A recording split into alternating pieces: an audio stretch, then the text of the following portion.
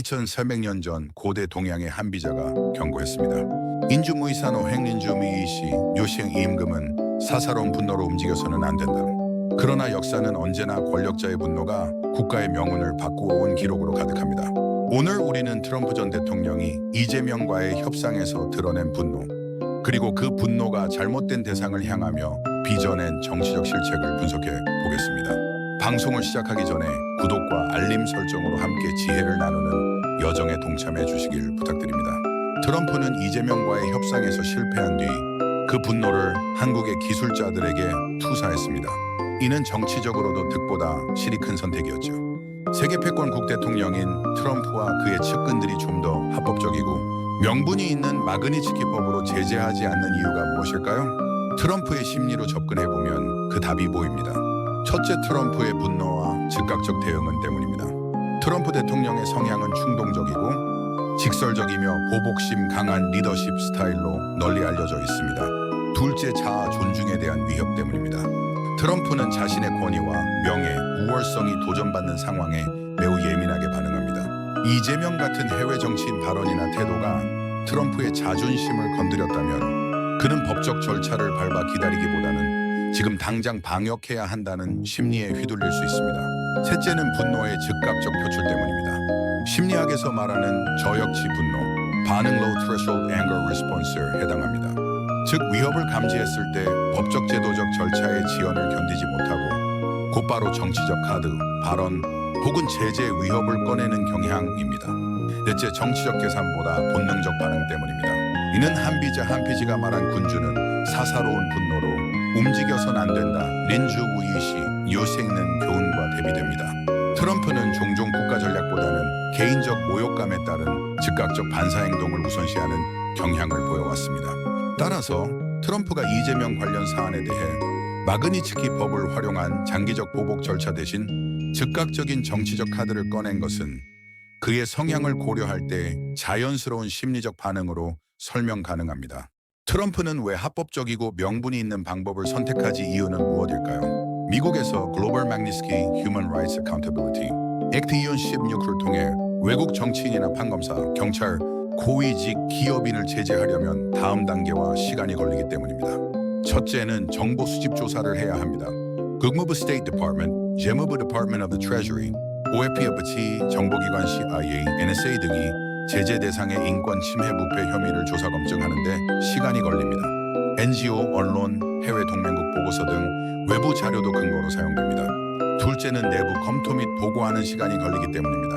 국무부 인권 담당 부서와 재무부 OFAC가 법률적 요건 충족 여부를 검토합니다. 법무부 Department of Justice도 법리 검토에 참여해야 하고 대통령과 행정부도 결정을 해야 합니다.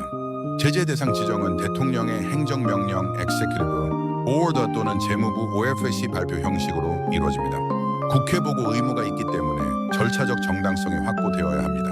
실행 및 공표를 하는데 시간이 걸립니다. 이때부터 대상자의 미국 내 자산 동결, 입국 금지, 금융거래 차단이 즉각 집행됩니다. 국제적으로 동맹국에도 협조를 요청하는데 시간이 걸리기 때문입니다. 미국이 마그니츠키법으로 제재하는데 시간은 얼마나 걸릴까요? 통상 수개월에서 길게는 1년 이상 걸릴 수도 있습니다. 왜냐하면 증거 수집 법리 검토 행정명령 승인이라는 복잡한 절차가 필수이기 때문입니다. 따라서 트럼프는 본인의 성격상 분노를 장기적 법적 절차로 억누르지 못하고 즉각적 정치적 행동으로 반응했을 가능성이 큽니다. 반면 마그니츠키 법을 통한 보복은 시간 절차 증거가 필요하기 때문에 트럼프가 곧바로 쓸 수 있는 카드로는 적합하지 않았을 것입니다. 오늘의 교훈은 분명합니다. 화는 군주의 칼이 아니라 국가를 해치는 불씨가 된다. 권력자의 사사로운 분노가 법과 제도를 대신할 때 그 피해는 결국 국민과 국제 질서 위에 쏟아지게 됩니다. 트럼프의 이번 선택은 단순한 심리적 반응을 넘어 세계 패권국 지도자가 분노와 제도의 시간 사이에서 어떤 길을 택했는지를 보여주는 사례입니다. 다음 영상에서는 트럼프의 측근들이 앞으로 어떤 전략적 행동을 모색할지 전망해 보겠습니다. 구독과 알림을 켜두시면 더 깊은 철학과 국제 정치의 이야기를 놓치지 않고 함께 하실 수 있습니다. 우리 여러분 나스카는 안녕하십니까? 와 천년 전 고대 동양의 고전에 이르기를 노자필 실길이 뉴자비쇼 길이 분노하는 자는 반드시 이치를 잃는다라 했습니다. 오늘 우리는 트럼프 전 대통령의 선택을 정치 철학적 관점에서 그리고 게임 이론의 틀 속에서 살펴보고자 합니다. 구독과 알림을 누르시고 함께 이 여정에 동행해 주시길 부탁드립니다. 트럼프는 이재명과 협상에서 실패한 후에 그 분노를 잘못된 대상인 한국 기술자를 향해 표출한 것이 트럼프의 치명적인 실책입니다. 이는 정치적으로도 득보다 실이 큰 선택입니다. 세계 패권 국대통령인 트럼프와 그의 측근들이 좀 더 합법적이고 명분이 있는 마그니츠키 법을 이용해서 제재하지 않는 이유가 무엇일까요? 이번에는 게임 이론적 관점에서 트럼프의 반응을 설명해 드리겠습니다. 트럼프는 이재명과의 협상에서 좌절을 겪은 뒤 그 분노를 잘못된 방향, 즉 한국 기술자들에게 투사했습니다. 이는 단기적으로는 심리적 해소를 가져왔을지 모르지만 정치적으로는 득보다 실이 더 큰 선택이었습니다. 이 지점에서 우리는 질문을 던져야 합니다. 왜 트럼프는 합법성과 명분을 동시에 갖춘 마그니츠키 법을 통해 한국의 판검사를 제재하지 않았을까요? 이를 게임 이론적 관점에서 풀어보면 더욱 명확해집니다. 트럼프와 이재명 두 사람은 각각의 전략적 플레이어입니다. 트럼프는 세계 패권국의 전직 대통령으로서 국제적 영향력을 유지하려 하고 이재명은 국내 정치적 정당성과 국제적 이미지를 동시에 관리하려 합니다. 트럼프 반 앞에는 두 가지 전략이 있습니다. 첫째, 즉각적 발언과 압박을 통해 분노를 해소하는 길. 둘째, 마그니츠키 법을 활용한 제도적 법적 절차를 밟아 장기적 타격을 가하는 길입니다. 즉각적 대응은 당장의 만족을 주지만 국제적 정당성이 부족합니다. 반면 제도적 제재는 시간이 걸리지만 결국 상대의 협상력을 무너뜨리는 내쉬 균형 내쉬 이퀄리브리움에 도달할 수 있습니다. 여기서 내쉬 균형이란 게임 이론에서 모든 참여자가 상대방의 전략을 고려했을 때 자신만이 전략을 바꾸지 않으려는 상태를 의미합니다. 즉 상대방이 현재의 전략을 유지하는 한 나 자신도 현재 전략을 바꿀 유인이 없으며 이러한 상황이 모든 참여자에게서 나타나는 균형점을 말합니다. 예를 들면 두 명의 범죄자가 서로 협조하여 침묵하면 형량이 줄지만 상대방의 전략에 따라 둘 다 자백을 하는 것이 각자에게 최선의 선택이 되는 상황입니다. 이 경우 두 죄수 모두 자백하는 것이 내쉬 균형이 됩니다. 즉 참여자들이 서로 경쟁하며 각자의 이익을 극대화하려 할 때 나타날 수 있는 안정적인 결과 중 하나를 설명합니다. 국제정치는 단발 게임이 아니라 반복 게임입니다. 트럼프가 즉각적 방역만 이어간다면 이재명은 그는 감정적으로만 반응한다는 교훈을 얻게 되고 이를 전략적으로 활용할 것입니다. 반대로 제도적 절차를 고수한다면 이재명은 장기적으로 트럼프와 맞서는 건 큰 비용이 따른다는 깨달음을 얻을 수밖에 없습니다. 결국 트럼프는 단기적 분노 해소라는 우세의 전략을 택했으나 그것은 장기 내쉬 균형으로 이어지지 못한 셈입니다.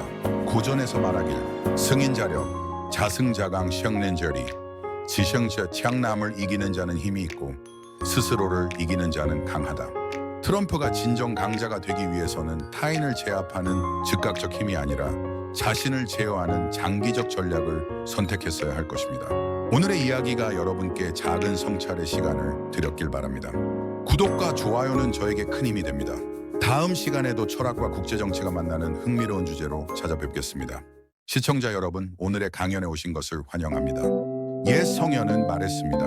누샤비시 키리노자 피르 실길이 분노하는 자는 반드시 이치를 잃는다. 트럼프 전 대통령의 최근 선택을 보면 이 말이 떠오르지 않을 수 없습니다. 오늘은 트럼프가 왜 이재명과의 협상에서 실패한 뒤 왜 잘못된 분노의 대상을 찾았는지 그리고 그가 향후 법적 보복에 나설 가능성이 얼마나 되는지를 게임 이론적 관점에서 살펴보겠습니다. 구독과 알림 설정으로 함께 철학과 국제정치를 이어가는 여정에 동행해 주시길 부탁드립니다. 트럼프는 이재명과 협상에서 원하는 성과를 얻지 못하자 그 분노를 한국 기술자들에게 돌렸습니다. 이는 치명적인 실책이었고 정치적으로도 득보다 실이 더 큰 선택이었습니다. 그렇다면 질문이 남습니다. 왜 그는 국제적으로 합법성과 명분을 동시에 확보할 수 있는 마그니츠키 법을 통해 한국의 정치 판검사를 제재하지 않았을까요? 여기서 우리는 게임 이론의 치킨 게임 모델을 떠올릴 수 있습니다. 두 운전자가 마주 달려오며 누가 먼저 핸들을 꺾느냐의 싸움처럼 트럼프와 이재명은 서로 물러서지 않는 전략적 대치를 하고 있습니다. 트럼프의 성격을 살펴보면 트럼프 전 대통령은 이재명과의 협상에서 만족스러운 결과를 얻지 못하자 그 분노를 엉뚱한 방향으로 표출했습니다. 한국 기술자들을 향한 그의 공격은 즉흥적이고 충동적인 선택이었으며 정치적 득보다 실이 더 큰 결과를 낳았습니다. 왜 이것이 실책일까요? 첫째, 분노의 대상이 전략적으로 잘못되었기 때문입니다. 정치적 갈등의 본질은 한국 내 권력 구조와 집권 세력의 지도력에 있었는데 트럼프는 그것을 정밀하게 겨냥하지 않고 기술자라는 주변 집단을 겨냥했습니다. 이는 국제사회에서 설득력을 잃게 만들었고 오히려 이재명에게 트럼프는 감정적이고 즉흥적이다라는 이미지를 선물하는 꼴이 되었습니다. 둘째, 그는 제도적 수단을 활용할 기회를 놓쳤습니다. 마그니츠키 법은 국제적 명분과 합법성을 동시에 확보할 수 있는 강력한 카드였습니다. 이 법을 통해 특정 한국의 정치 판검사들을 제재했다면 트럼프는 인권과 법치라는 보편적 가치를 내세우며 장기적 정당성을 얻을 수 있었습니다. 하지만 그는 그 길을 택하지 않았습니다. 이 지점에서 우리는 치킨 게임이라는 게임 이론 모델을 떠올릴 수 있습니다. 서로 마주 달려오는 두 운전자가 핸들을 꺾지 않으면 둘 다 파멸하고 한쪽이 먼저 포기하면 다른 쪽이 승리하는 극단적 대결 구도입니다. 트럼프와 이재명도 마찬가지입니다. 둘 다 양보하지 않으려 하고 서로의 강단을 시험하는 상황 속에서 감정적 행동은 곧 전략적 패착이 됩니다. 그렇다면 트럼프의 선택을 어떻게 해석할 수 있을까요? 첫째, 트럼프의 성격적 요인입니다. 트럼프는 본래 충동적 성향이 강합니다. 순간의 분노를 참지 못하고 즉시 행동으로 옮기는 기질이 있습니다. 따라서 그가 보인 즉각적 보복은 그의 성격과 잘 맞습니다. 그러나 동시에 그는 거래적 사고의 달인이기도 합니다. 정치적 이득이나 금전적, 이미지상의 이득이 있다면 절차적 법적 방법도 마다하지 않습니다. 마지막으로 그는 이미지 관리에 민감합니다. 스스로를 강하고 위험 있는 지도자로 연출하려 하며 국제사회에 보내는 메시지를 철저히 계산하기도 합니다. 둘째, 제도적 보복의 조건입니다. 법적 보복, 즉 마그니츠키 법을 통한 제재는 단순히 트럼프 개인의 결정으로 끝나지 않습니다. 미국 의회, 국무부, 재무부와의 조율이 필요하며 최소 수개월 이상 시간이 소요됩니다. 또한 국제사회에서 정치적 명분을 확보해야 하기에 한국 내 인권 침해, 사법부 부패, 종교 탄압 등 보편적 가치를 활용할 수 있는 사건이 필요합니다. 따라서 트럼프가 법적 제재를 선택하려면 한국 내부 사건이 국제적 논란으로 확대되어야 하며 동시에 그것이 트럼프의 정치적 이익과 맞아야 합니다. 셋째, 확률적 해석입니다. 현 시점에서 그의 보복 성향을 수치로 표현한다면 즉각적이고 소심한 보복 약 70%, 시간이 걸리지만 제도적 보복 약 30%. 하지만 한국 내 정치사법 문제가 국제사회에서 크게 부각된다면 이 30%는 단숨에 50% 이상으로 올라갈 수 있습니다. 왜냐하면 트럼프는 강경 지도자라는 이미지를 보여줄 필요가 있을 때 제도적 수단을 마다하지 않는 인물이기 때문입니다. 넷째, 반복 게임의 관점. 국제정치는 단발적 사건이 아니라 반복 게임입니다. 만약 트럼프가 계속해서 감정적인 대응만 한다면 이재명은 그는 충동적으로만 움직인다는 패턴을 학습해 이후 협상에서 전략적으로 이를 활용할 것입니다. 반대로 트럼프가 제도적 법적 절차를 활용한다면 이재명은 트럼프와 장기적으로 맞서는 건 비용이 크다는 교훈을 얻어 전략을 수정할 수밖에 없습니다. 결국 지금의 트럼프는 단기적 심리적 보상, 즉 분노 해소라는 우세 전략을 선택했지만 장기적 내시 균형에는 도달하지 못한 상태라 할 수 있습니다. 킬스턴 300년 전 고대 동양의 고전 노자의 도덕경에 나오는 구절입니다. 승인자력, 자승자강 시형렌저리, 지성자 창남을 이기는 자는 힘이 있고 스스로를 이기는 자는 강하다. 이는 남과 경쟁해서 이기는 것이 아니라 자신의 욕망과 게으름을 극복하고 마음을 다스리는 극기 캐지를 통해 진정한 강함을 얻을 수 있다는 노자의 철학을 나타냅니다. 트럼프가 진정 강자가 되려면 당장의 분노를 푸는 것이 아니라 시간을 아끼며 제도적 카드로 상대에게 확실한 교훈을 남기는 길을 선택해야 할 것입니다. 오늘의 강연이 여러분께 정치와 철학을 함께 성찰하는 시간이 되었길 바랍니다. 구독과 좋아요는 저에게 큰 힘이 됩니다. 다음 시간에도 고전의 지혜로 국제정치를 풀어내는 이야기를 이어가겠습니다. 여러분 안녕하십니까? 2000년 전 고대 동양의 고전에 이르기를 정인지간 가피우한 팅린츠겐 컵이 호흡한 남의 충건을 들으면 뒤의 재앙을 피할 수 있다. 하지만 역사는 언제나 권력자가 춘권을 흘려듣는 순간 크고 작은 파국이 시작됨을 보여주었습니다. 오늘은 트럼프 전 대통령이 왜 그의 핵심 측근인 고든 창 박사의 조언을 무시했는지, 그리고 지금쯤 그는 후회하고 있는지를 성격 정치 심리적 측면에서 깊이 살펴보겠습니다. 방송을 끝까지 함께 해주시고 구독과 알림 설정으로 철학과 국제정치가 만나는 이 여정을 계속 이어가시기를 부탁드립니다.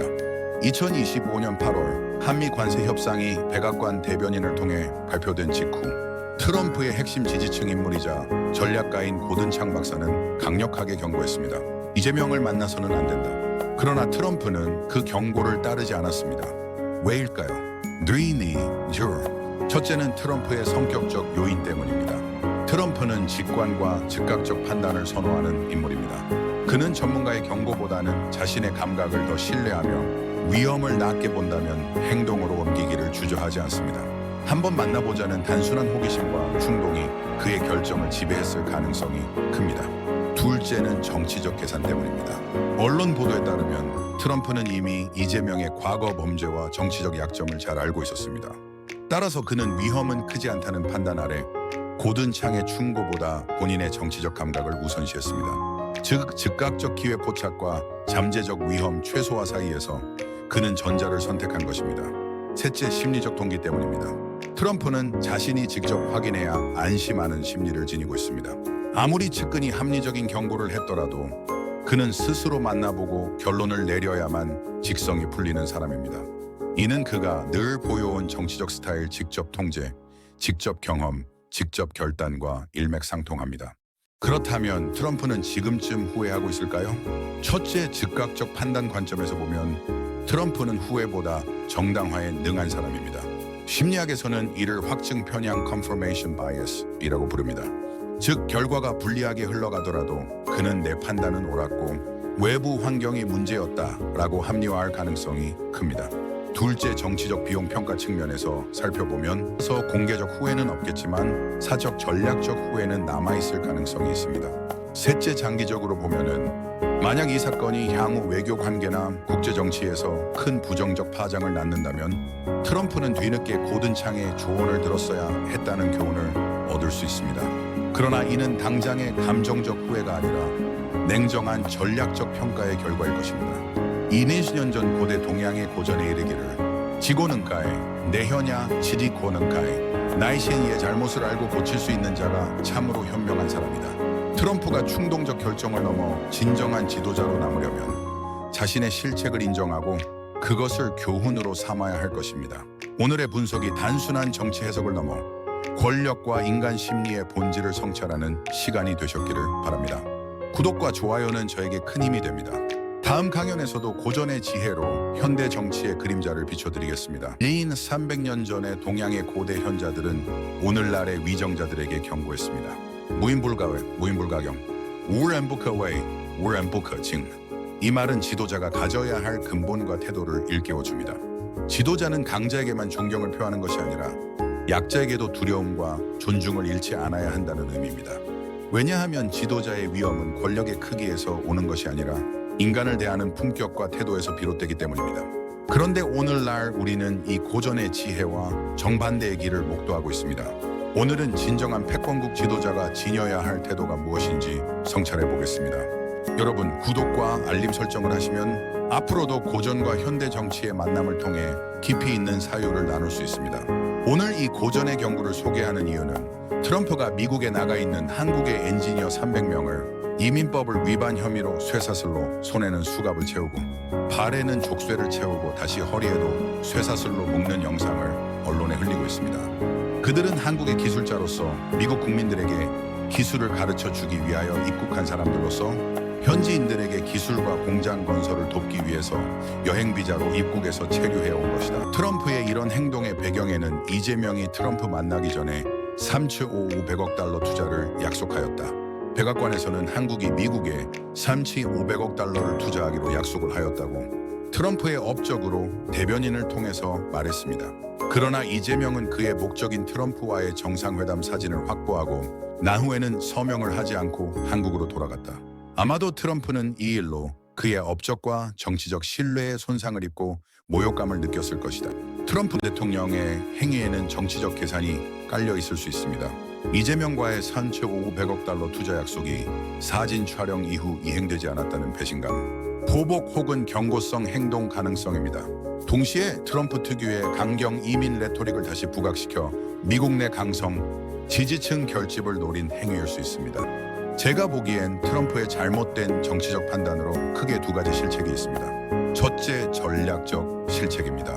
고든 창 박사가 조언한 대로 트럼프는 먼저 실질적 투자 서명 확보를 한 후에 사진 촬영 순서를 지켰어야 했습니다. 정치적 상대를 사진 한 장으로 살려주는 결과를 만들었고 약속은 받지 못하는 실책을 범했습니다. 결론적으로 저는 이렇게 봅니다. 이재명과의 회담 과정에서 트럼프가 당한 것은 사실상 정치적 사기극에 가까운 일일 수 있습니다. 하지만 그 분노를 잘못된 대상을 향해 표출한 것이 트럼프의 치명적인 실책입니다. 이제 다시 2300년 전의 고전의 가르침으로 돌아가겠습니다.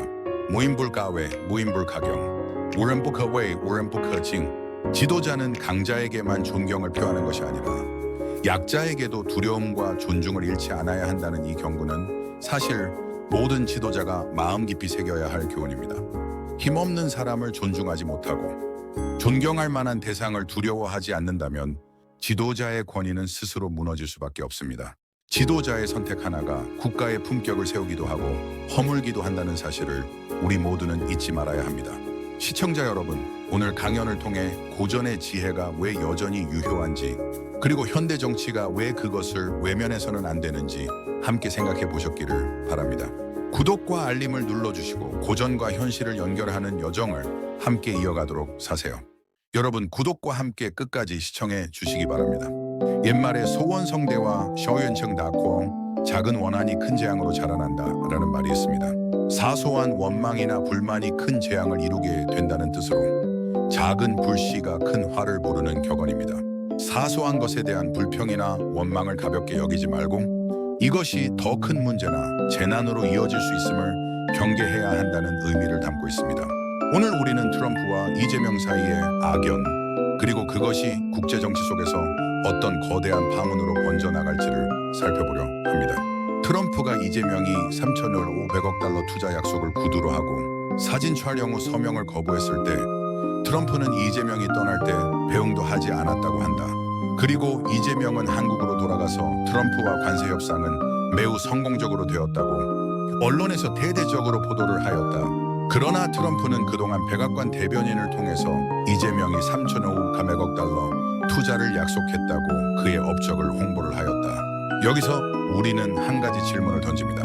트럼프는 앞으로 이재명 정권에게 어떤 결정을 예상할 수 있을까요?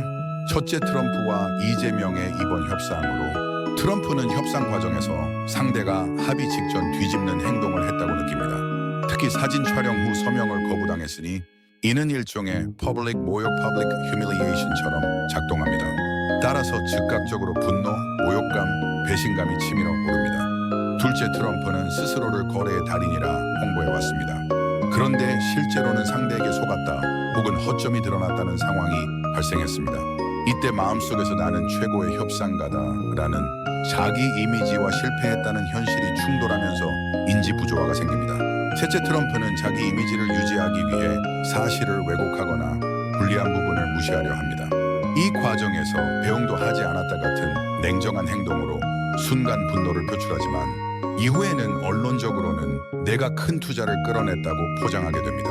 즉 대외적으로는 승리 프레임 유지 내면에서는 상처 봉합이라는 이중 전략이 작동하여 현실 왜곡을 통한 자아 방어를 할 것입니다.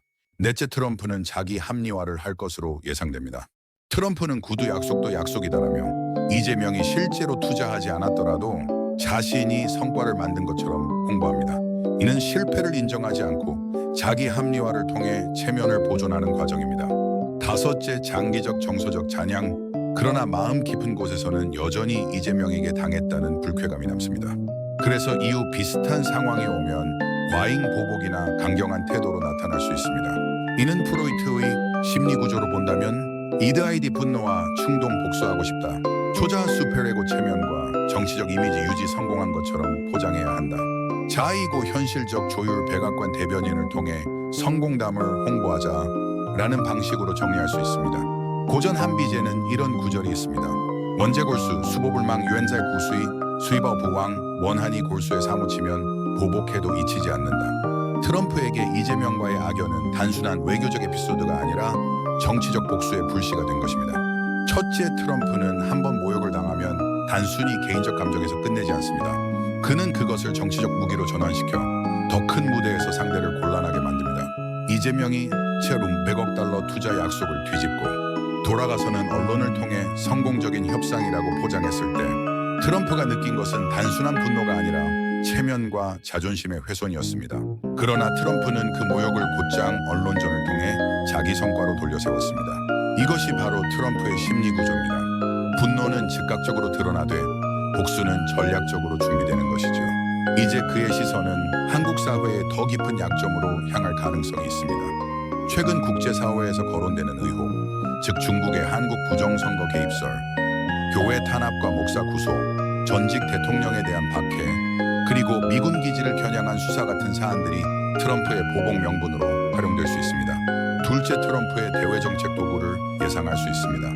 트럼프가 실제로 취할 수 있는 옵션을 보면 두 가지 범주가 있습니다. 민주주의와 인권 문제를 빌미로 한 제재, 중국의 한국 선거 개입 의혹, 교회 탄압, 목사 구속, 전직 대통령 박해, 언론 탄압, 인권 침해 등 같은 사안은 인권 문제로 포장되기 쉽습니다. 이 경우 미국이 자주 활용하는 수단이 마그니츠키법 길로바 막니스키 액트입니다. 특정 검사나 정치인을 겨냥한 금융비자 제재는 표적형 보복으로서 트럼프의 스타일과도 맞습니다. 둘째는 안보 이슈와 연결한 압박을 예상할 수 있습니다. 주한 미군 기지 문제나 정보 협력 문제로 확대할 수도 있습니다. 다만 군사적 상징물의 미공군 기지 압수수색에 대한 직접적 대응은 트럼프가 동맹을 지렛대로 활용하려는 의도가 강할 때만 선택할 수 있습니다.